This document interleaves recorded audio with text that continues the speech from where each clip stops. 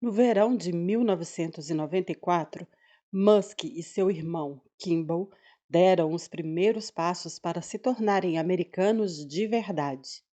Cruzaram o país de carro. Kimball trabalhava como franqueado do College Prop Paints e estava se saindo bem sozinho, administrando o que equivalia a um pequeno negócio. Vendeu sua parte da franquia e juntou seu dinheiro com o que Musk tinha para comprar uma BMW 320i 1970 surrado.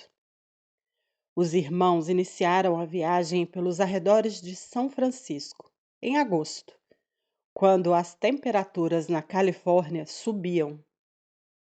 A primeira parte do percurso os levou a Needles, uma cidade no deserto de Mojave. Ali, eles experimentaram a sensação de suar a uma temperatura de 49 graus em um carro sem ar-condicionado e aprenderam a amar as paradas nas lanchonetes Carl's Jr., onde passavam horas no ambiente refrigerado se recuperando. A viagem proporcionou bastante tempo para as algazarras típicas dos 20 e poucos anos e seus imensos sonhos capitalistas. A internet acabara de se tornar acessível ao público, graças ao surgimento de sites de diretórios como o Yahoo e ferramentas como o navegador Netscape. Os irmãos estavam sintonizados com a internet e acharam que podiam abrir o negócio juntos, fazendo algo na web. Da Califórnia ao Colorado, Wyoming, Dakota do Sul e depois Illinois. Eles se revezavam ao volante, realizando brainstormings e falando merda antes de voltarem para o leste, para que Musk retornasse à faculdade naquele outono. A melhor ideia surgida na viagem foi a de uma rede de comunicação para médicos na internet. A intenção não era fazer algo ambicioso como registros de saúde eletrônicos, mas sim elaborar um sistema para profissionais trocarem informações e obterem colaboração. A indústria médica parecia um bom campo a ser explorado, contou Kimball. Comecei a trabalhar num plano de negócios e, mais tarde, na parte de vendas e marketing, mas não decolou. Não amamos aquilo. Musk passara a primeira parte daquele verão no Vale do Silício, em 2 estágios. De dia, trabalhava no Instituto de Pesquisa Pinnacle, com sede em Los Gatos. O Pinnacle era uma startup muito em voga, com uma equipe de cientistas que explorava maneiras de usar os ultracapacitores como fonte de combustível revolucionária em veículos elétricos e híbridos. O trabalho também se desviou, pelo menos em termos conceituais, para um território mais bizarro. Musk era capaz de falar demoradamente sobre como os ultracapacitores podiam ser usados para construir armas portáteis a laser, na tradição de Guerra nas Estrelas, e praticamente qualquer outro filme futurista. As armas a laser liberariam círculos de enorme energia. Ao se esgotarem, o atirador substituiria o ultracapacitor na base da arma por outro, como quem troca um pente de balas para voltar a atirar. Os ultracapacitores também pareciam promissores como surgimento de energia para mísseis. Eram mais resistentes do que baterias sob os estresses mecânicos de um lançamento e guardariam uma carga mais consistente por períodos mais longos. Musk se apaixonou pelo trabalho no Pinnacle e passou a usá-lo como base para alguns de seus planos de negócios experimentais na Universidade da Pensilvânia e para suas fantasias industriais. No fim da tarde, ia para a Rocket Science Games, uma startup com sede em Palo Alto, que pretendia criar os videogames mais avançados do mercado, substituindo os cartuchos por CDs capazes de armazenar mais dados. Em teoria, os CDs permitiriam dar aos jogos narrativas e qualidade de produção hollywoodianas. Uma equipe de profissionais de elite, que envolvia engenheiros e gente de cinema, foi reunida para realizar o trabalho. Tony Fidel, que mais tarde conduziria grande parte do desenvolvimento do iPod e do iPhone na Apple, trabalhava na Rocket Science, assim como os caras que desenvolveram o software de multimídia QuickTime para a Apple. Também contavam com profissionais que tinham trabalhado nos efeitos do Guerra nas Estrelas original, na Industrial Light Magic e outros que haviam produzido jogos na LucasArts Entertainment. A startup fez Musk sentir o gostinho do talento e da cultura que o Vale do Silício tinha a oferecer. Havia funcionários trabalhando no escritório 24 horas por dia, e ninguém achava nem um pouco estranho que Musk chegasse todo dia às 5 da tarde para o seu segundo estágio. Nós o contratamos para escrever um código bem simples e de pouca relevância, explicou Peter Barrett, um engenheiro australiano que ajudou a abrir a empresa. Ele era imperturbável. Pouco tempo depois, acho que ninguém ficou responsável por orientá-lo, e ele acabou fazendo o que quis. Especificamente, pediram a Musk que escrevessem os drivers que permitiriam aos joysticks e mouses comunicar-se com vários computadores e jogos. Os drivers são o mesmo tipo de arquivo irritante que se tem de instalar para fazer uma impressora ou câmera funcionar junto a um computador doméstico. Um trabalho de iniciante. Programador autodidata, Musk se considerava bom em codificar e assumiu por conta própria tarefas mais ambiciosas. Eu estava basicamente tentando descobrir como poderia ter um aparelho multitarefa que lesse vídeo num CD e executasse um jogo ao mesmo tempo, disse ele. Na época, podia-se fazer um ou o outro. Era um pouco complicado montar a programação. De fato, era algo complexo. Musk tinha de emitir comandos que falavam diretamente com o microprocessador principal de um computador e mexiam com as funções mais básicas responsáveis por fazer a máquina funcionar. Bruce Leak, o ex-engenheiro-chefe por trás do QuickTime, supervisionara a contratação de Musk e ficou maravilhado com sua capacidade de varar a noite trabalhando. Segundo Leak, ele tinha uma energia ilimitada. Os garotos hoje em dia não têm a menor noção de hardware ou de como as coisas funcionam, mas ele tinha a experiência de hacker de PC e nenhum medo de ir fundo e aprender. Musk encontrou no Vale do Silício a riqueza de oportunidades que vinha procurando e um lugar à altura de suas ambições. Ele voltaria 2 verões seguidos e depois rumaria para o oeste em definitivo após obter 2 diplomas na Universidade da Pensilvânia.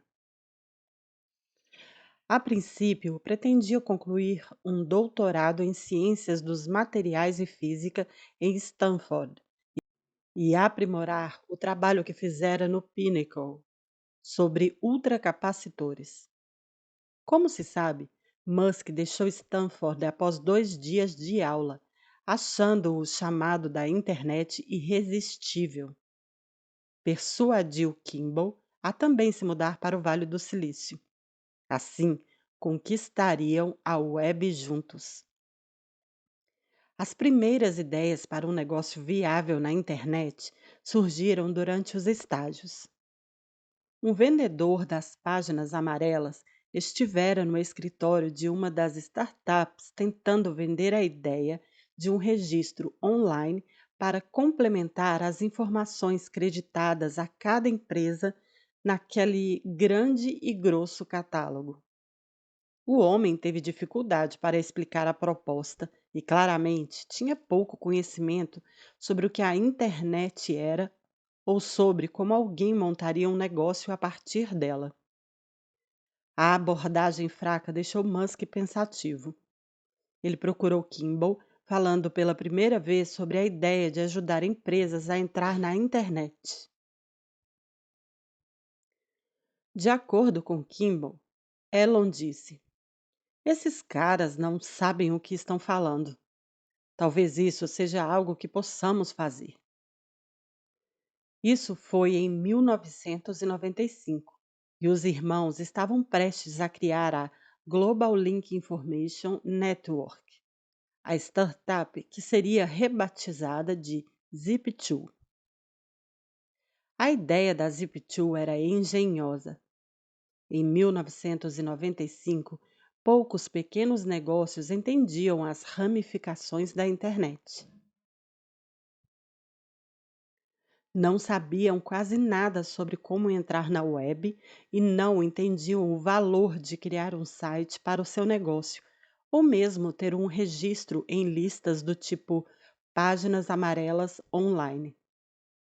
Musk e o irmão esperavam convencer restaurantes, lojas de roupas, cabeleireiros e outros negócios de que chegara a hora de tornar sua empresa conhecida pelo público que navegava na internet. A Zip2 criaria um catálogo de negócios pesquisável e o ligaria a mapas. Musk costumava explicar o conceito por meio de uma pizza, dizendo que todo mundo merecia ter o direito de saber a localização da pizzaria mais próxima e as informações detalhadas sobre como chegar lá. Isso pode parecer óbvio hoje. Pense no Yelp junto com o Google Maps.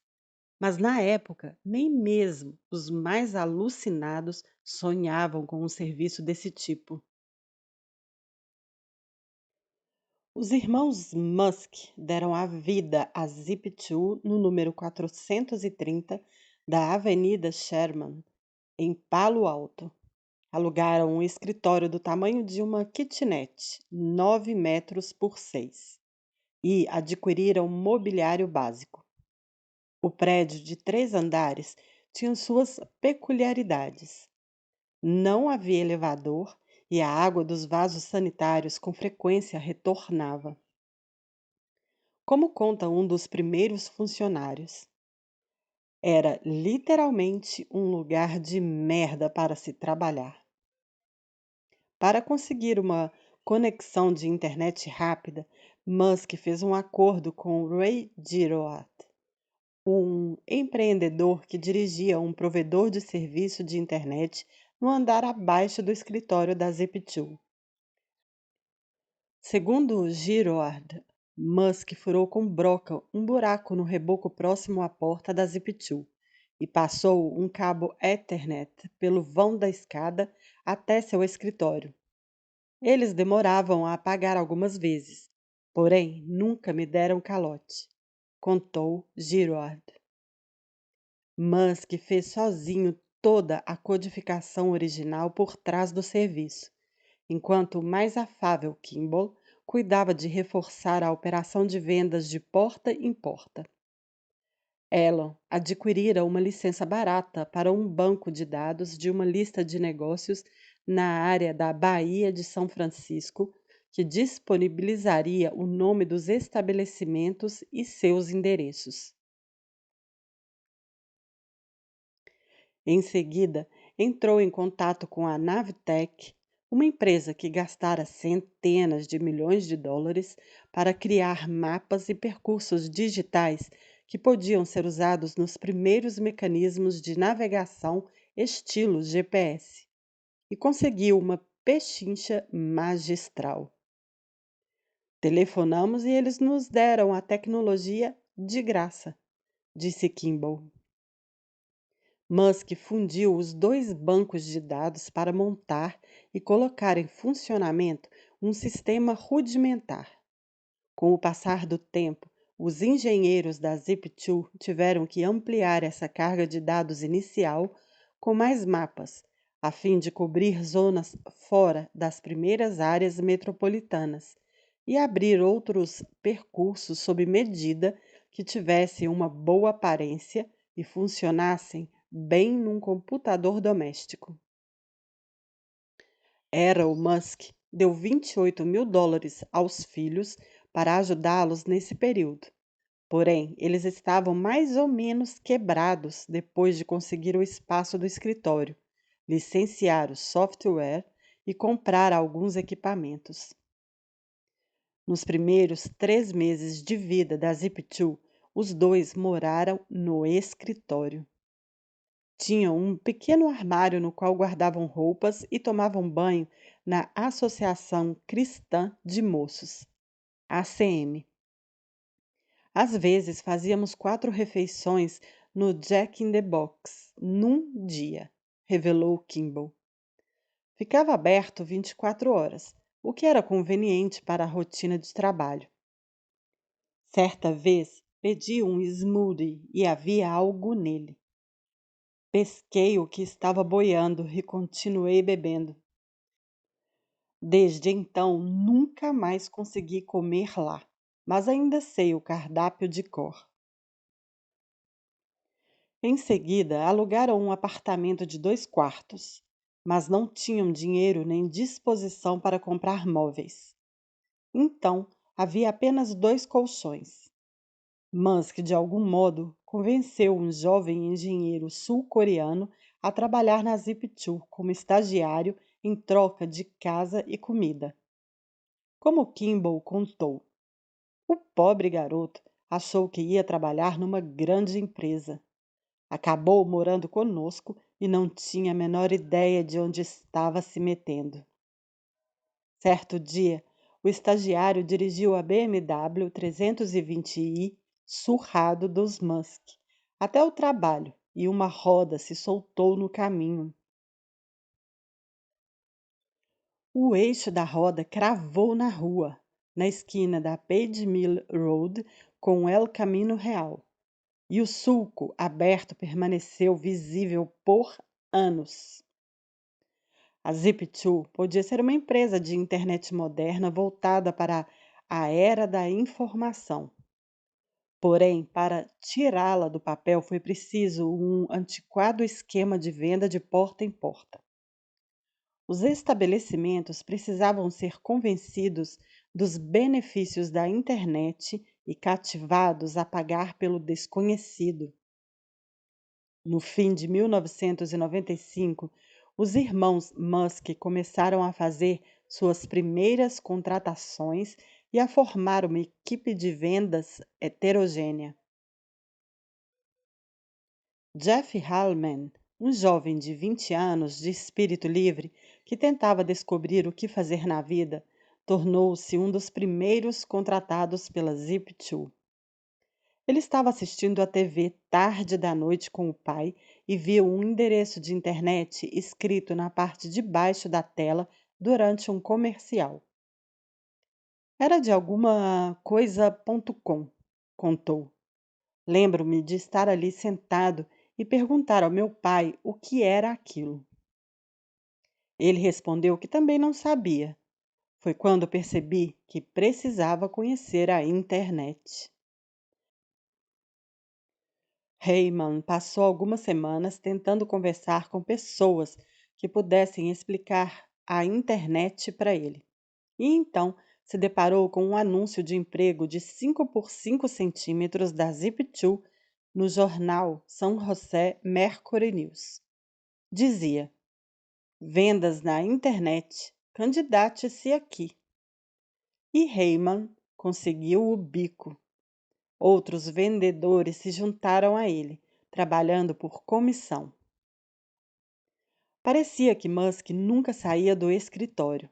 Ele dormia, não muito diferente de um cachorro, em um puff ao lado de sua mesa.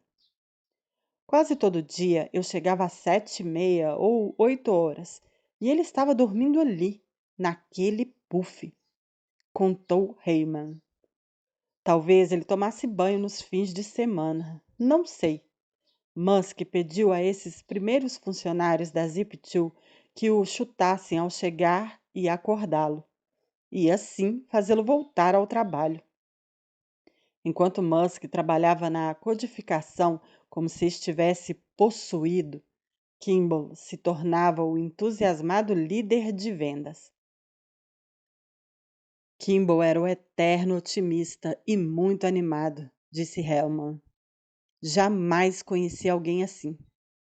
Kimball mandou Hellman ir ao sofisticado shopping Stanford na Avenida Universitária, a rua principal de Palo Alto, para convencer varejistas a fazer parte da Zip2, explicando que um registro em lista patrocinado levaria o estabelecimento para os primeiros resultados de busca.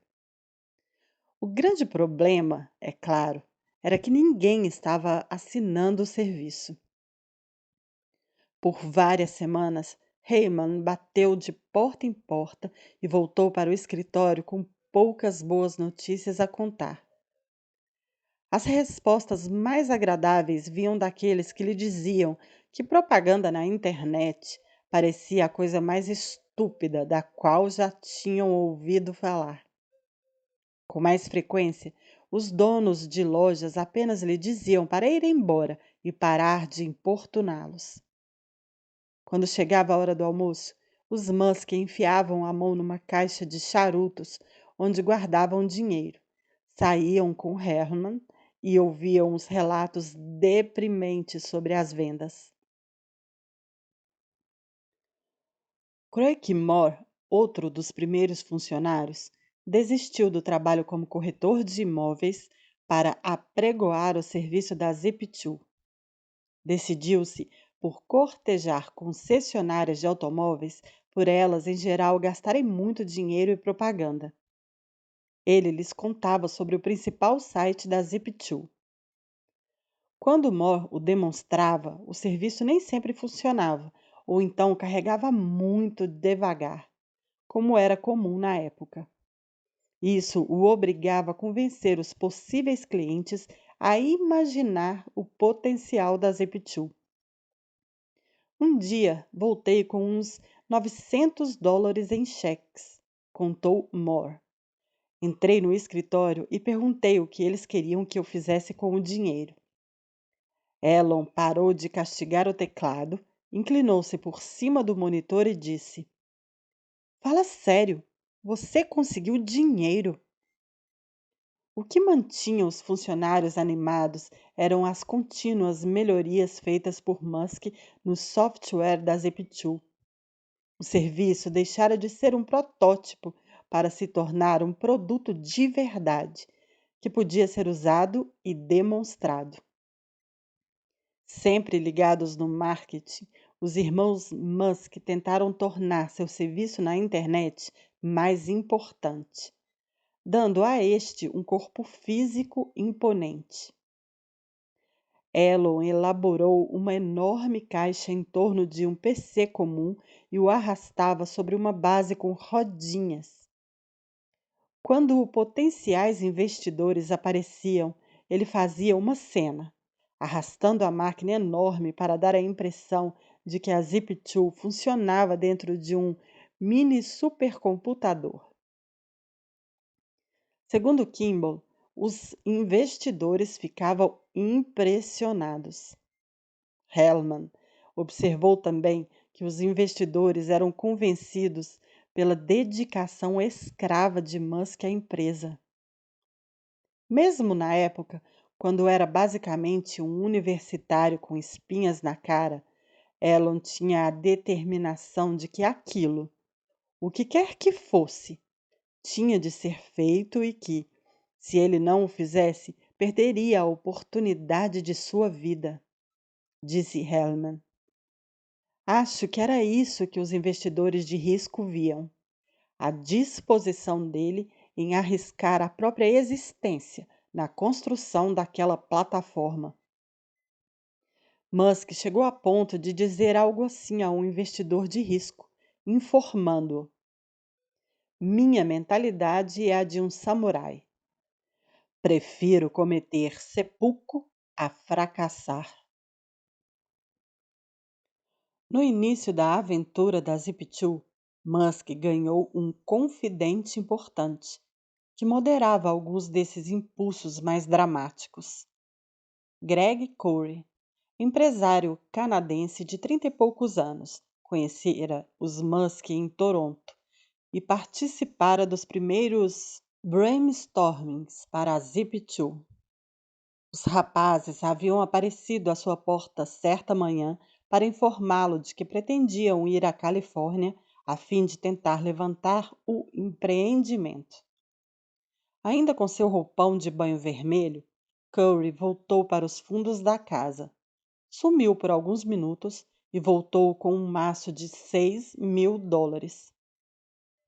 No início de 1996, ele se mudou para a Califórnia e ingressou na Zip2 como cofundador. Corey, que fizera várias transações de imóveis e tinha experiência em negócios e habilidade para ler pessoas, desempenhou o papel da supervisão adulta na Zip2. O canadense tinha o dom de acalmar Elon e acabou se tornando uma espécie de mentor. Pessoas muito inteligentes não entendem que nem todo mundo consegue acompanhá-las ou ir tão rápido, afirmou Derek Pruden, um investidor de risco que se tornaria o CEO da Zip2. Greg era uma das poucas pessoas que Elon escutava e tinha uma maneira de contextualizar as coisas para ele. Corey também costumava arbitrar trocas de socos entre Musk e Kimball no meio do escritório.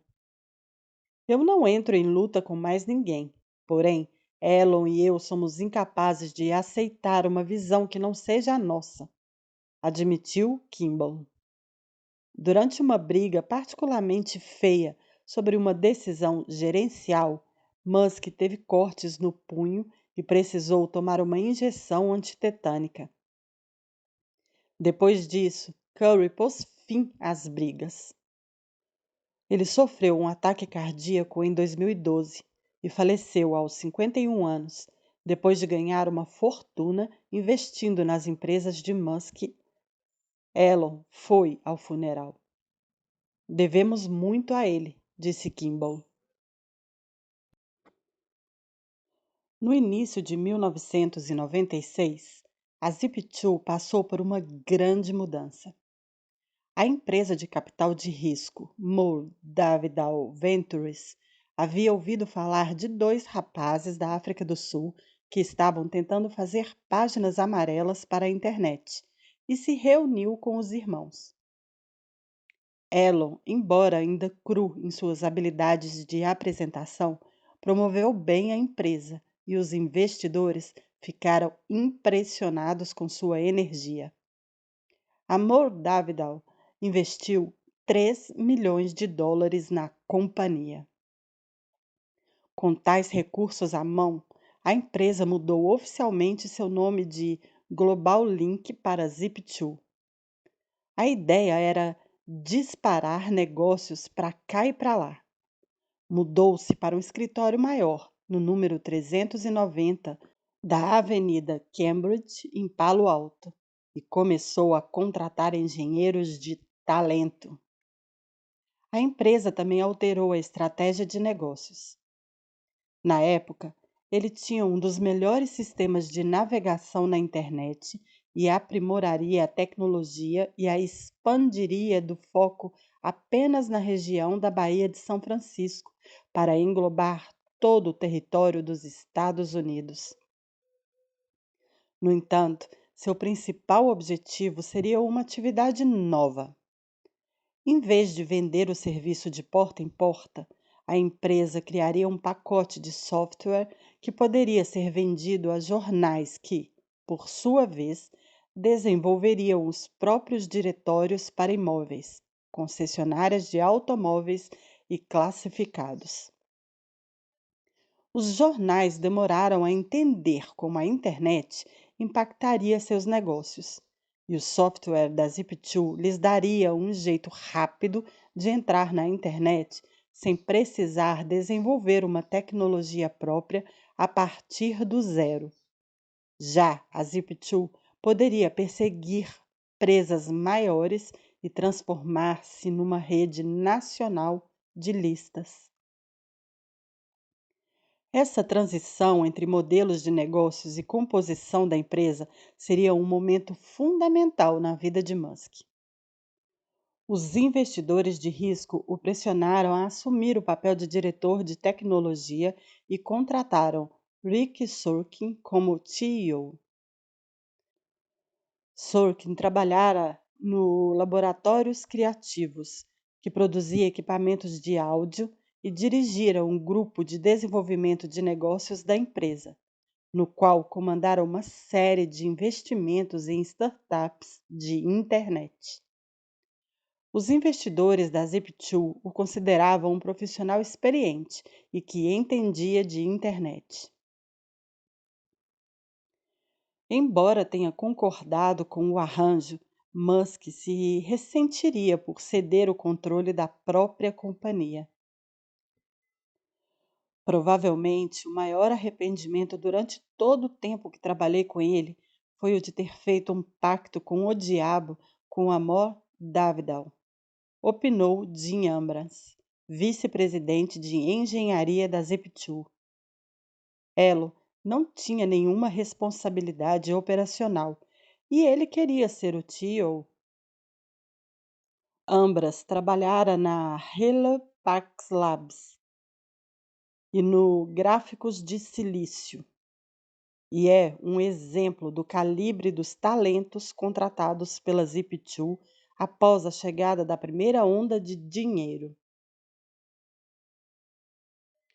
O Gráficos de Silício, fabricante de computadores top de linha querida por Hollywood, era a empresa que mais se destacava na época e reunia a elite de geeks do Vale do Silício. Ambrose usou a promessa de fazer fortuna na internet para formar uma equipe com os engenheiros mais inteligentes do Gráficos de Silício para a Zip2. Nossos advogados receberam uma carta do Gráficos de Silício dizendo que estávamos escolhendo a dedo os melhores caras, disse Ambrose. Elon achou isso fantástico. Embora Musk se sobressaísse como codificador autodidata, suas habilidades não eram nem de perto tão apuradas quanto aos dos novos contratados. Eles deram uma olhada no código da Zip2 e começaram a reescrever a maior parte do software. Musk encrespou com algumas mudanças. Porém, os cientistas da computação precisaram de apenas uma fração das linhas de código que Elon usara para fazer o trabalho. Tinham habilidade para dividir projetos de software em pedaços que podiam ser alterados e aprimorados, enquanto Musk caía na clássica armadilha do codificador autodidata de escrever o que os desenvolvedores chamam de bolas de pelo, pedaços grandes e monolíticos de código que podiam sair do controle por motivos misteriosos. Os engenheiros também implementaram uma estrutura de trabalho mais aprimorada e prazos realistas para o grupo de engenharia. Esta foi uma mudança bem-vinda em relação ao método de Musk, que era estabelecer prazos otimistas demais e depois tentar fazer os engenheiros trabalharem sem parar dias a fio para cumprir os objetivos. Se perguntassem a Elon quanto tempo levaria para fazer algo, nunca havia nada em sua mente que levasse mais do que 1 hora, contou Ambrose. Passamos a entender 1 hora como um dia ou dois e, Se Elon dizia que algo levaria um dia, considerávamos uma semana ou duas. Abrir a Zip2 e vê-la crescer imbuiu Musk de autoconfiança. Terence Benney, um de seus amigos dos tempos do ensino médio, foi à Califórnia para uma visita e logo notou a mudança em sua personalidade. Viu Musk confrontar um senhorio desagradável responsável por criar dificuldades para sua mãe, que alugava um apartamento na cidade. Ele disse: "Se você vai intimidar alguém, intimide a mim." Foi espantoso vê-lo assumir a situação. A última vez que o tinha visto ele era um geek desajeitado que às vezes perdia a calma. Era o garoto com quem você implicava para obter uma reação. Naquele momento ele estava confiante e no controle. Musk também passou a conscientemente tentar lidar com suas críticas aos outros. Ele não é do tipo que diria: "Entendo você, compreendo seu ponto de vista", revelou Justine.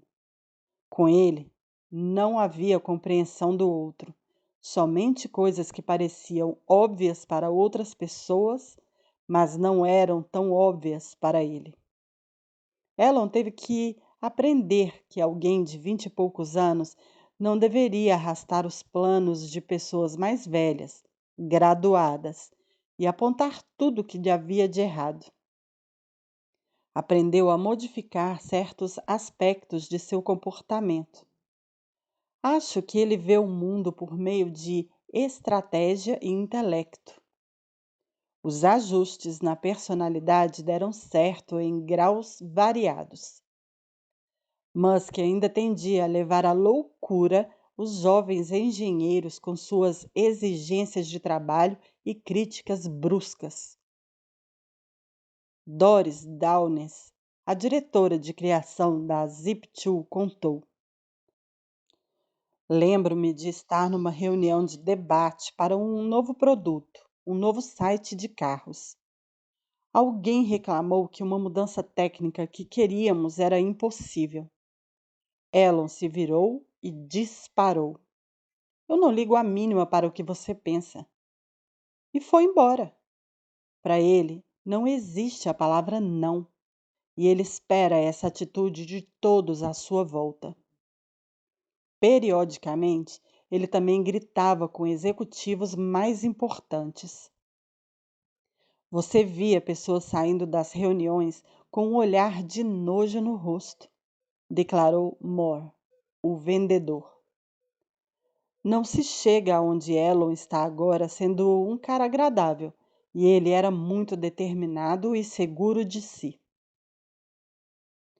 Enquanto tentava aceitar as mudanças impostas pelos investidores, Musk aproveitou algumas vantagens de ter dinheiro suficiente. Os financiadores ajudaram os irmãos Musk com seus vistos. Também deram $30.000 a cada um para que comprassem carros. Musk e Kimball haviam trocado o BMW caído por um sedã caríssimo, no qual pintaram bolinhas com tinta spray. Kimball evoluiu deste para um BMW 3 Series e Musk comprou um Jaguar E-Type. O carro vivia quebrando e chegava ao escritório num reboque, contou Kimball, mas Elon sempre pensava grande. Como exercício de integração, Musk, Ambras e outros funcionários e amigos partiram num fim de semana para um passeio de bicicleta pela trilha Saratoga Gap, nas montanhas de Santa Cruz. A maioria dos ciclistas treinava e estavam acostumados a longos períodos sob o sol de verão. Eles subiram as montanhas num ritmo muito intenso. Uma hora depois, Russ Rive, primo de Musk, chegou ao topo e vomitou. Logo atrás dele estava o restante dos ciclistas. Então, eles avistaram Musk ao longe. Seu rosto estava roxo e o suor pingava, mas ele conseguiu chegar ao topo. Sempre me lembro desse passeio. Ele estava longe de possuir as condições necessárias para aquilo, disse Ambras. Outra pessoa teria desistido ou caminhado com a bicicleta. Enquanto o via subir os últimos 30 metros com o sofrimento estampado no rosto, pensei: este é Elon. Faça ou morra, mas não desista. Musk também continuava sendo um dínamo no escritório. Antes das visitas de investidores de risco e outros interessados, ele reunia a tropa e a instruía a ficar ao telefone para criar uma atmosfera agitada. Também formou uma equipe de videogame para participar de competições de Quake, um jogo de tiro em primeira pessoa.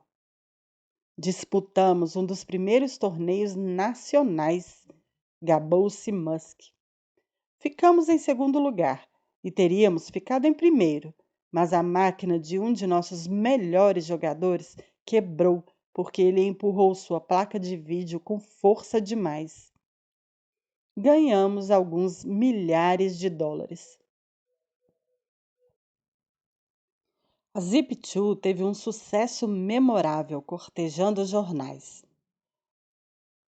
O The New York Times, a Knight Ridder, a Hearst Corp e outros grandes nomes da mídia contrataram seus serviços. Algumas dessas empresas contribuíram com 50 milhões de dólares em financiamentos adicionais à Zip2. Serviços como o Craigslist, com seus classificados online grátis, começavam a surgir, e os jornais precisavam de uma tomada de ação. Os jornais sabiam que estavam em apuros com a internet, e a ideia era contratar tantos serviços quanto fosse possível, disse Ambras. Eles queriam classificados e listas de imóveis, automóveis e entretenimento e podiam nos usar como plataforma para todos esses serviços online. A Zip2 registrou seu slogan: Nós fortalecemos a imprensa. E a entrada de dinheiro manteve seu rápido crescimento. A sede da empresa logo ficou tão lotada que uma mesa foi parar bem em frente ao banheiro feminino. Em 1997, a Zip2 mudou-se para um ambiente mais vistoso e espaçoso no número 444 da Castro Street, em Mountain View.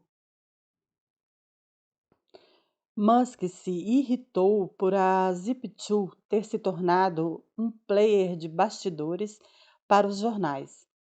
Ele acreditava que a empresa podia oferecer serviços interessantes diretamente aos consumidores e incentivou a compra do nome de domínio city.com na esperança de torná-lo um destino para o consumidor.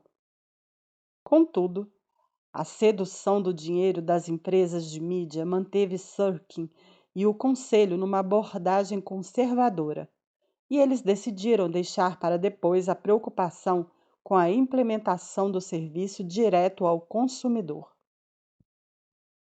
Em abril de 1998, a Zip2 anunciou um acordo arrasador para incrementar sua estratégia: a fusão com sua principal concorrente, a City Search, um negócio avaliado em torno de 300 milhões de dólares. A nova companhia manteria o nome City Search e Sorkin ficaria à frente do empreendimento de risco. No papel, a união parecia uma união entre iguais. A City Search tinha desenvolvido um extenso conjunto de diretórios para cidades americanas. Também parecia ter fortes equipes de venda e marketing, que complementariam os talentosos engenheiros da Zip2. A fusão fora anunciada na imprensa e parecia inevitável. As opiniões sobre o que aconteceu em seguida variam muito. A logística da situação exigia que as duas empresas examinassem os livros uma da outra e resolvessem quais funcionários seriam demitidos para evitar a duplicação de funções. Esse processo levantou algumas questões sobre quão franca a City Search havia sido em relação às próprias finanças, o que causou ressentimentos em alguns executivos da Zip2, que podiam ver suas posições sendo diminuídas ou eliminadas na nova companhia. Uma fração dentro da Zip2 argumentou que o acordo deveria ser desfeito, enquanto Sirkin exigiu que fosse levado adiante. Musk, que no início defendera a fusão, voltou-se contra ela. Em maio de 1998, as duas empresas desfizeram o acordo e a imprensa atacou ambas, causando um alvoroço em torno do rompimento caótico. Musk instou o conselho da Zip2 a expulsar Sorkin e fazer dele próprio CEO da empresa. O conselho declinou. Em vez disso, Musk perdeu o título de presidente e Cirque foi substituído por Derek Proudian, um investidor de risco da Moore Davidal. Cirque considerou detestável o comportamento de Elon durante todo o caso e mais tarde apontou a reação do conselho e o rebaixamento de Musk como provas de que eles eram da mesma opinião. Houve muito retrocesso e acusação, revelou Proudian. Elon queria ser o CEO, mas eu argumentei. Esta é sua primeira empresa. Vamos encontrar um comprador e ganhar algum dinheiro. Então você poderá abrir uma segunda, terceira e quarta empresas. Com o fracasso do acordo, a Zip2 se viu numa situação difícil. Estava perdendo dinheiro. Musk ainda queria seguir a rota do serviço direto ao consumidor, mas Proudian temia que isso exigisse capital demais. A Microsoft havia preparado um ataque ao mesmo mercado e as startups com ideias para mapas, imóveis e automóveis se multiplicavam. Os engenheiros da Zip2 estavam desanimados e preocupados de não conseguirem vencer a concorrência. Então, em fevereiro de 1999, de repente, a fabricante de computadores Compaq Computer ofereceu 307 milhões de dólares em dinheiro pela empresa. Foi como dinheiro caindo do céu, contou Ed Hu, ex-executivo da Zip2. O conselho aceitou a oferta. A empresa alugou um restaurante em Palo Alto e fez uma festa enorme. A Moore Davidal ganhara 20 vezes mais do que o investimento original, e Musk e Kimball saíram com 22 milhões e 15 milhões de dólares, respectivamente. Musk jamais cogitou a ideia de ficar na Compaq. De acordo com Proudian, assim que ficou claro que a empresa seria vendida, Elon partiu para o próximo projeto. Daí em diante, ele lutaria para manter o controle de suas companhias e permanecer como CEO. Ficamos maravilhados e achamos que aqueles caras deviam saber o que estavam fazendo, disse Kimball. Mas não sabiam. Não houve nenhum objetivo depois que eles assumiram. Eram investidores e nos dávamos bem com eles, mas o objetivo, a visão do negócio, havia simplesmente desaparecido da empresa. Anos depois, após ter tido tempo para refletir sobre a situação da Zip2, Musk percebeu que poderia ter lidado melhor em algumas situações com os funcionários. Eu nunca havia comandado uma equipe antes, ponderou. Jamais havia sido capitão de um time, ou do que quer que fosse, ou gerenciado uma pessoa sequer. Tive que pensar: ok, quais são as coisas que afetam o modo como uma equipe funciona? A primeira suposição óbvia era a de que as outras pessoas vão se comportar como você. Mas isso não é verdade. Mesmo que queiram se comportar como você, elas não necessariamente têm as mesmas suposições ou informações que você. Então, se eu sei certo conjunto de coisas e falo com uma réplica de mim mesmo, mas só comunico metade das informações, não se pode esperar que a réplica chegue à mesma conclusão. É necessário se pôr numa posição em que diz: bem, como isso seria interpretado por eles, sabendo o que eles pensam? Funcionários da Zip2 iam para casa à noite. Voltavam no dia seguinte e descobriam que Musk havia mudado o trabalho deles sem falar nada. E o estilo confrontante de Musk causava mais danos do que benefícios. Sim, tínhamos alguns engenheiros de software muito bons na Zip2, mas eu podia codificar bem melhor do que eles. E eu entrava e consertava a porra do código, disse Musk. Ficava frustrado esperando eles fazerem. Então ia e consertava o código, e agora ele funcionava 5 vezes mais rápido, seu idiota. Teve um cara que escreveu uma equação de mecânica quântica, uma probabilidade quântica no quadro, e ele entendeu errado. E pensei: como você pode escrever isso? Então eu a corrigi para ele, e o sujeito passou a me odiar.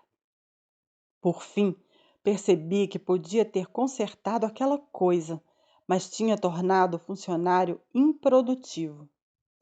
Não era uma boa maneira de lidar com as coisas. Musk, o trabalhador esforçado do mundo.com, era, ao mesmo tempo, sortudo e bom no que fazia. Teve uma ideia decente, transformou-a num serviço de verdade e saiu do tumulto.com com dinheiro no bolso, o que era melhor do que muitos de seus compatriotas poderiam dizer. O processo fora doloroso. Musk ansiara por ser um líder, porém as pessoas à sua volta tiveram dificuldade de ver como ele poderia dar certo como CEO. No que lhe dizia respeito, todos estavam errados e ele partiu para provar seu argumento, com o que acabaria levando a resultados ainda mais impressionantes.